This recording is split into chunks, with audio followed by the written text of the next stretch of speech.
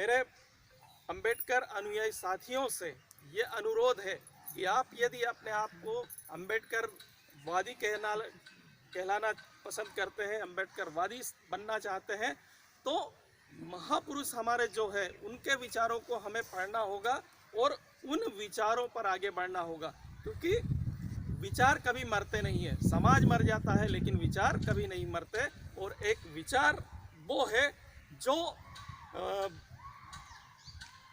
बहुत से परिवर्तन ला सकते हैं, क्योंकि एक विचार ही तो थे।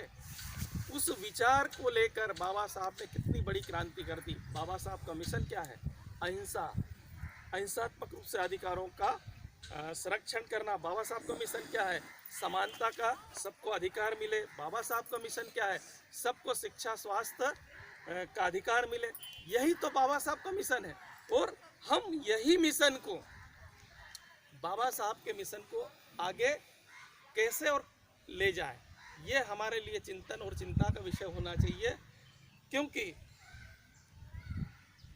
कहा जाता है कि यदि, अभी किसी साथी ने एक उदाहरण भी रखा था कि यदि किसी व्यक्ति के कद को कम करना हो तो उनके विचारों को नष्ट करने की जो चीज़ें अभी वर्तमान में हो रही, वो उसी का पर्याय है, उसी की एक पार्ट है। और ये इसलिए हो रहा है कि अब हम लोग उन छद्मवादी चीज़ों को समझ नहीं पा रहे हैं। क्योंकि अभी एक बात और उभर के है कि पुण्यतिथि और जयंती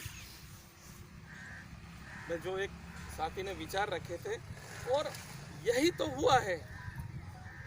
अभी हमने हमारे महापुरुष टंट्या मामा की पुण्यतिथि थी, और पुण्यतिथि पे हम आप सब शोकमग्न, हमारे महापुरुष का जब पुण्य महान परिनिर्वाण होता है तो उस शोक का दिवस होता है। और शोक के दिवस में हम क्या करते हैं?